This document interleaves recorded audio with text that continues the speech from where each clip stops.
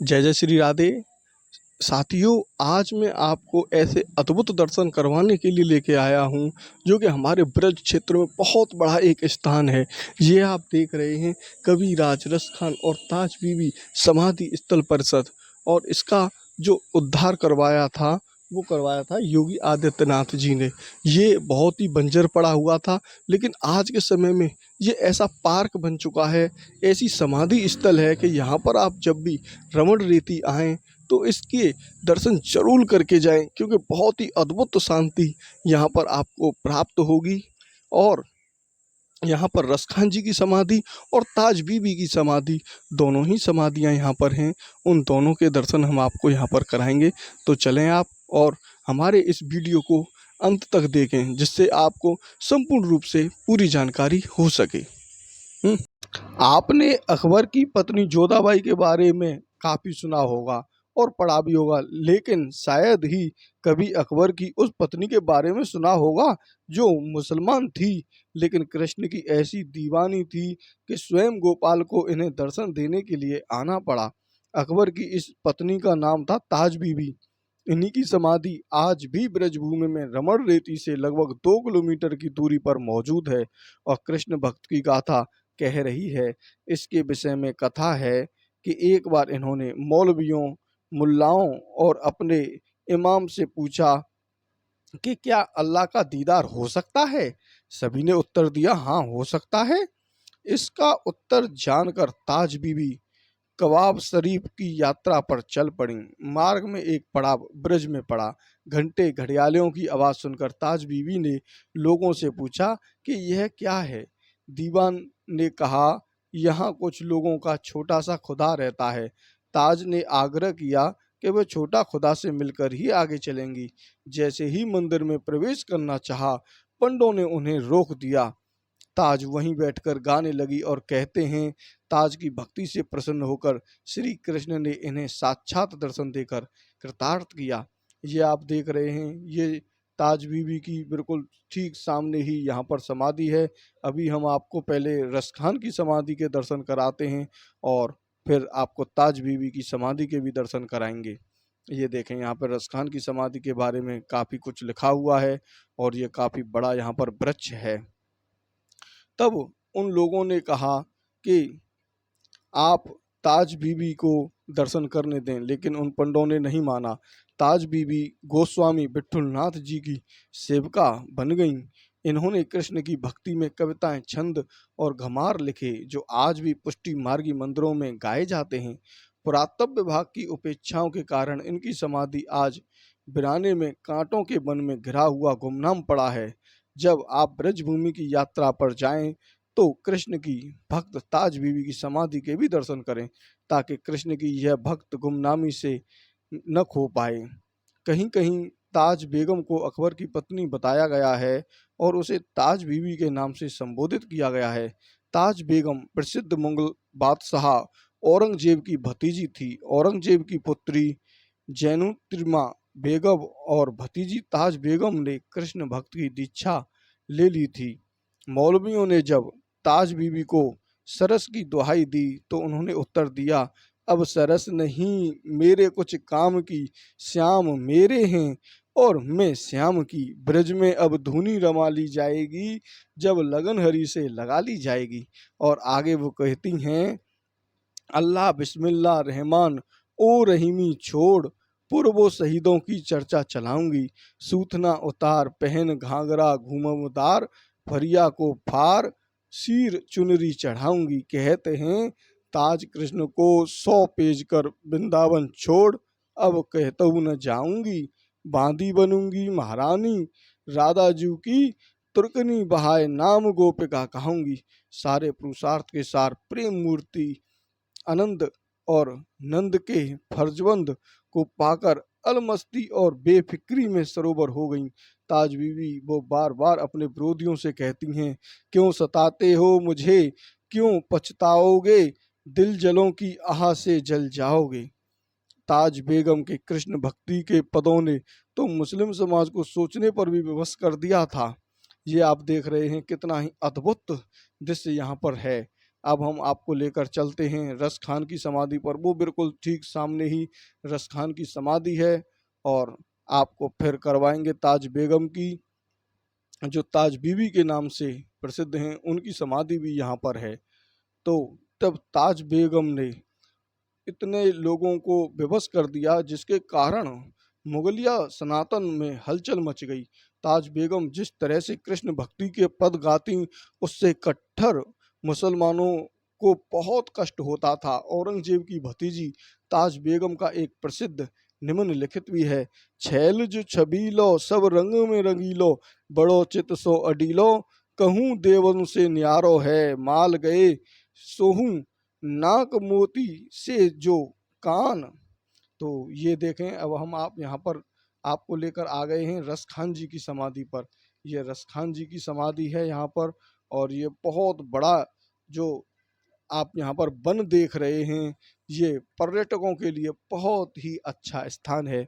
यहाँ पर लोग आकर बहुत ही आनंदित महसूस कर सकते हैं, क्योंकि यहाँ पर विशेष प्रकार की शांति भी है, और यहाँ पर इतने वृक्ष लगे हुए हैं कि जिसका कुछ कहना नहीं है।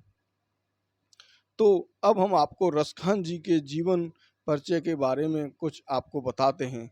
शिव सिंह सरोज हिंदी साहित्य के प्रथम इतिहासकार और ऐतिहासिक तथ्यों के आधार पर रसखान का जन्म पेहानी जिला हरदोई माना गया है। रसखान अर्थात रस के खान, परंतु उनका असली नाम सैयद इब्राहिम था, और उन्होंने अपना नाम केवल इस कारण रखा ताकि वे प्रयोग अपनी रचनाओं पर कर सकें। रसखान का जीवन परिचय: रसखान को महान हिंदी कवियों में गिना जाता है। उनके नाम की तरह कविताओं में भी रस है। कहा जाता है कि मुस्लिम होने के बावजूद कृष्ण भक्ति में वो मुग्ध हो गए थे। बाद में उन्होंने विट्ठल के शिष्य बन गए। उनकी कविताओं में शब्द का सही चयन, व्यंजक शैली और भाषा की मर्मकता थी। उन्हें अपने साहित्य का ज्ञान रसखान ने अपनी कविताओं में किया है। इसके अलावा इनकी कविताओं में भक्ति और श्रृंगार दोनों ही प्रधान हैं। उनकी कविताओं के रूप माधुरी, ब्रज महिमा और राधा कृष्ण की प्यारी लीलाओं का भी वर्णन मिलता है। उनकी रचनाओं का संग्रह रसखान रचनावली नाम से मिलता है। महान कवियों के बीच उनका एक महत्वपूर्ण स्थान है। रसखान के जन्म को लेकर काफ़ी मतभेद जताए जाते हैं। रसखान का जन्म 1548 ईस्वी में उत्तर प्रदेश के हरदोई जिले के पेहानी में माना जाता है। हालांकि कुछ लोग रसखान को जन्म 1590 ईस्वी के लगभग और दिल्ली के समीप मानते हैं। इनके द्वारा लिखे गए प्रेम वाटिका से मालूम होता है कि रसखान किसी राज परिवार से संबंध रखते थे। रसखान का वास्तविक नाम तो सैयद इब्राहिम था, और उन्होंने अपनी कविताओं में इस्तेमाल करने के लिए उनके पिता का नाम गनेशा गनेखा भी रखा था। अपने समय के एक मशहूर कवि थे। ये आप देख रहे हैं स्थान, ये पर्यटकों के लिए, यहाँ पर जो श्रद्धालु आते हैं उनके लिए बहुत ही आनंददायक ये स्थान है। इसमें घूमने के लिए काफ़ी बड़ा स्थान है ये, और यहाँ पर जगह जगह पर रसखान के दोहे भी लिखे हुए हैं। तो रसखान का जो परिवार था वो आर्थिक रूप से संपन्न होने के कारण उनका बचपन आराम और बिना किसी दिक्कत के गुजरा। परिवार में संस्कार होने के कारण बचपन से ही भक्ति जिज्ञासा थी। इनके बारे में ऐसा कहा जाता है कि बचपन में एक बार कहीं भगवान कथा आयोजित हुई। वहाँ पर पास में ही श्री कृष्ण की तस्वीर रखी हुई थी। भागवत कथा समाप्त होने के बाद भी वो तस्वीर को देखते रहे। कृष्ण भक्ति को ही अपना जीवन मान चुके रसखान विठुल नाथ के शिष्य बने और मथुरा चले गए। हालांकि कुछ विद्वानों ने ये भी मानते हैं कि रसखान की भक्ति से प्रभावित होकर गोस्वामी विठुल ने इन्हें अपना शिष्य बना लिया। मथुरा में ही इनकी समाधि है। रसखान को रस की कान भी कहा जाता है, और ये भी कहा जाता है कि भगवत का अनुवाद रसखान ने हिंदी और फारसी में किया है। ब्रज में रसखान की मृत्यु 1628 ईस्वी में हुई। मथुरा जिले के महावन में इनकी समाधि बनी हुई है, और जो इनकी समाधि है वो बिल्कुल रमण रेती से, जैसे मथुरा से गोकुल से रमण रेती जाएंगे तो रमण रेती से बिल्कुल थोड़ा सा पहले ही इनका जो स्थान है वो है। ये आप सामने रोड देख रहे हैं, जो रोड चल रहा है यहीं से होकर रमण रेती के लिए जाते हैं, और वहीं पर इनका ये काफ़ी बड़ा बहुत ही अद्भुत स्थान है। यहाँ पर ही अनेकों प्रकार की इनकी जो लीलाएं हैं, इनके जो छंद हैं, वो यहाँ पर पत्थरों पर सजाए हुए हैं। तो जो रसखान थे, उनको एक बार जहांगीर का शासन काल था और रसखान ने पूर्ण रूप से अपनी रचनाओं को कृष्ण भक्ति में समर्पित किया। कृष्ण भक्ति की रचनाओं से ही उन्हें कवि के रूप में एक विशेष पहचान मिल सकी। इसके अलावा रसखान की फारसी और अरबी में भी अच्छी पकड़ थी। काव्य में जितने गुण होते हैं उन्होंने सभी का अपनी रचनाओं का इस्तेमाल किया। इन्होंने प्रेम से कृष्ण के बाल रूप और यौवन रूप के बारे में अनेकों कविताएं लिखी। कृष्ण भक्त कविताओं में उनका महत्वपूर्ण स्थान है। इनकी विशेषताएं और सरलता सराहनीय हैं। रसखान की जो कृतियां हैं वो इस प्रकार से हैं। अब हम आपको कुछ इनके छंद आपको सुनाते हैं। सैयद इब्राहिम यानी रसखान द्वारा लिखी गई केवल दो ही रचना उपलब्ध हैं। तो रसखान की लगभग सारी रचनाएं कृष्ण भक्ति और ब्रज प्रेम को समर्पित हैं। प्रेम वाटिका में केवल 25 दोहे हैं। इन रचनाओं में प्रेम का रस पूर्ण रूप से बसा हुआ है। साधारण रूप से इनकी रचनाओं में ब्रज भाषा का ही प्रयोग किया है। इनकी रचनाओं में अनेक स्थानों पर प्रचलित मुहावरों को भी पाया गया है। इनके काव्य में इनकी भाषा का स्वरूप बेहद सहज और सरल है। रसखान द्वारा रचित सवैये आज भी कृष्ण भक्तों को काफी मशहूर हैं। इनकी भाषा में शब्दों की सजावट से भाषा एक सौंदर्य रूप धारण कर लेती है। रसखान की जो रचनाएं हैं प्यार के रस से भरपूर हैं। श्रृंगार की प्राधानता भी रही हैं। रसखान की प्यार की हावी कर देने वाली रचनाओं की वजह से उन्हें अमृत की वर्षा करने वाला भी कहा जाता है। रसखान के समय में अधिकतर लेखक केवल पदों की रचना ही करते थे, पर रसखान ने इस रीति के विरुद्ध जाकर ज़्यादा से ज़्यादा दोहे और कविताएं लिखने पर जोर दिया। इन्होंने अपनी लगभग सभी रचनाओं को भाषा को परमार्जित, सरल और शुद्ध भाव से रखा। ऐसा माना जाता है एक बार रसखान जी पान की दुकान पर खड़े थे। उन्होंने दुकान पर श्री कृष्ण जी की तस्वीर लगी देखी तो रसखान के मन में सवाल आया कि तस्वीर में ये बच्चा कौन है। तो बहुत ही ज़्यादा वो व्याकुल हुए और उस पान वाले से उन्होंने पूछा कि भैया ये बच्चा कौन है और ये इसकी जो तस्वीर है वो तुमने क्यों लगा रखी है। तो उस पान वाले ने कहा ये बच्चा कोई साधारण बच्चा नहीं है, ये तो हमारे भगवान हैं। तो रसखान ने कहा अरे भैया जब ये आपके भगवान हैं तो ये जहाँ पर खड़े हैं वहाँ पर कांटे और इस तरीके का जो इनका खड़े होने का स्थान है वो बहुत ही अलग है। इनके तो पैरों में खून भी निकल सकता है और इन्होंने अपने पैरों में जूतियां भी नहीं पहनी हैं। तो इस बात को रसखान को पागल समझते हुए उसने जवाब दिया कि मुझे नहीं पता ये कौन है और इसके पैर में चप्पल क्यों नहीं है। तो रसखान इस बात से बहुत ही ज़्यादा प्रभावित हुए। रसखान की इस जिज्ञासा को देखकर कृष्ण जी प्रकट हुए और उन्हें वृंदावन जाने के लिए कहा। वृंदावन पहुंचकर वो मंदिर गए तो उन्हें पुजारी ने रसखान को प्रवेश मंदिर में मना कर दिया। इस कारण से वो बाहर ही रुक गए और कृष्ण की प्रतीक्षा करने लगे। जब रात को मंदिर पूरी तरह खाली हो गया तो कृष्ण ने रसखान को दर्शन दिए। तब से रसखान कृष्ण भक्त बनने का फैसला लिया। हालांकि ये मान्यता है, इसका कोई प्रमाण न होने के कारण इस पर विश्वास नहीं किया जा सकता है, क्योंकि जो दुकानदार था, ये आप देख रहे हैं यहाँ पे अनेकों मयूर हैं और उनकी जो आवाज़ है मयूरों की वो यहाँ पर बहुत ही स्पष्ट सुनाई देती है। तो जो पान वाला था उसने तो रसखान को पागल समझकर कह दिया कि मुझे नहीं पता, लेकिन रसखान उनके पास आकर उनके लिए जूतियां लेके आए और फिर उसको पूछा कि भैया तुम मुझे बता दो कि ये बच्चा कहाँ पर मिलेगा। तो उस पान वाले ने कहा कि जाओ तुम वृंदावन चले जाओ और वहाँ वृंदावन में जाकर तुम इसको ढूंढो, वहाँ पर ही मिलेगा। तब रसखान जी यहाँ वृंदावन में आए। बांके बिहारी मंदिर में जितने भी पंडा थे ये आप देख रहे हैं, यही हैं वो ताज बीबी जो अकबर बादशाह की पत्नी थीं और इनकी भी यहाँ पर समाधि है। और ये यहाँ पर इस बोर्ड पर पूरा ताज बीबी के बारे में यहाँ पर लिखा हुआ है। आप चाहें तो पुश करके इसको पढ़ भी सकते हैं। और अब हम आपको लेके चलते हैं इन्हीं ताज बीबी की समाधि दिखाने के लिए। तो जो दुकानदार था उसने तो कह दिया, और वो रसखान यहाँ वृंदावन में आए। और जब वृंदावन में आए तो पंडों ने मना कर दिया कि तुम तो घुस ही नहीं सकते हो, तुम्हें घुसने नहीं दे दिया जाएगा क्योंकि तुम एक मुसलमान हो।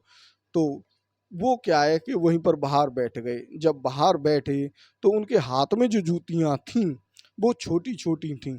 तो रात को श्री कृष्ण जी प्रकट हुए और उन्होंने बताया कि देखो, अगर तुमने मेरा जो भाव है, जो तुम्हारा मन था, वो था छोटे बच्चे का।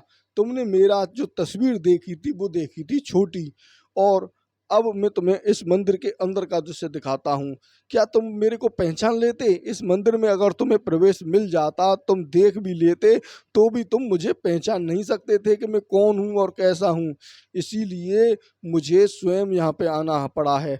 और तुम्हारा जो भाव था, ये देखो मेरे पैरों में खून भी निकल रहा है, क्योंकि जो तुम्हारा भाव था वो छोटे बच्चे का था। ये आप देख रहे हैं, ये पौराणिक कुआं है। यहाँ पर बहुत ही प्राचीन कुआं है। इसी से जल ले लेकर पहले लोग यहीं पर ठहरा करते थे। और ये सामने ताज बीबी की समाधि है। तो उन्होंने कहा कि तुम मुझे नहीं पहचान सकते थे, इसीलिए तो मुझे दौड़ के आना पड़ा है और छोटे स्वरूप में आना पड़ा है, क्योंकि तुम्हारा जो भाव है उस भाव को व्यक्त करने के लिए मेरे पैरों में खून भी निकल रहे हैं। तो रस खान वहाँ पर रो दिए।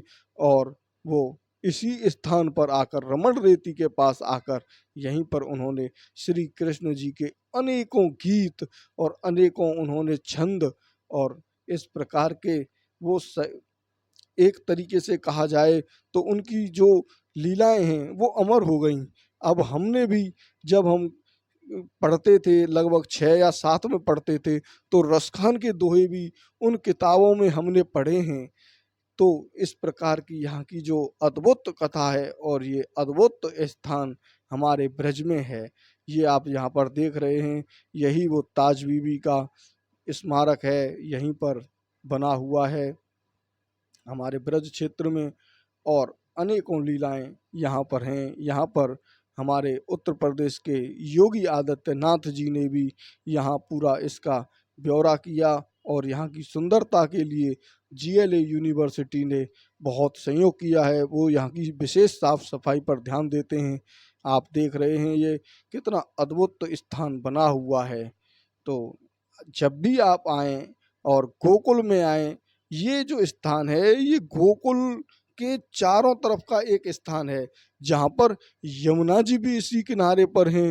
गोकुल के बीच में ये पड़ता है और महावन के बीच में भी पड़ता है, रमण रेती के बिल्कुल पास में पड़ता है और मथुरा के पास में भी पड़ता है। और यहाँ पर जो यमुना जी हैं वो घुमावदार हैं चारों तरफ से। यहाँ पर आनंददायक, बहुत ही आनंददायक ये स्थान है। तो आपने जो हमारा ये वीडियो है, इस वीडियो को अंत तक देखा, उसके लिए तो बहुत बहुत धन्यवाद। अब आप लोग इस वीडियो को ज़्यादा से ज़्यादा लोगों के पास और शेयर करें, क्योंकि ये जो मुसलमान होकर इन्होंने कृष्ण जी की ऐसी भक्ति की है, ये लोग गुमनाम होते जा रहे हैं, इनको कोई पहचान नहीं पा रहा है। तो जब आप लोग यहाँ पर आएँ तो इनकी भी यहाँ पर दर्शन करके जाएं, जिससे इनका भी जो नाम है, कृष्ण जी की जो भक्ति उन्होंने की है, उनको भी पुण्य मिल सके। तो इसी के साथ हम लेते हैं आपसे विदा। राधे राधे। बांके बिहारी लाल। आपने ये हमारा वीडियो अंत तक देखा, उसके लिए बहुत बहुत धन्यवाद। बांके बिहारी लाल की जय। और आपने अगर हमारा चैनल सब्सक्राइब नहीं किया है तो कृपया करके सब्सक्राइब कर लें, क्योंकि हम रोज़ आपको अपने ब्रज क्षेत्र की, ब्रज 84 कोस की जितने भी मंदिर हैं उनके कण कण से आपको मिलवाएंगे। तो अब हम चलते हैं और पुनः आपको एक नए मंदिर में मिलते हैं। राधे राधे।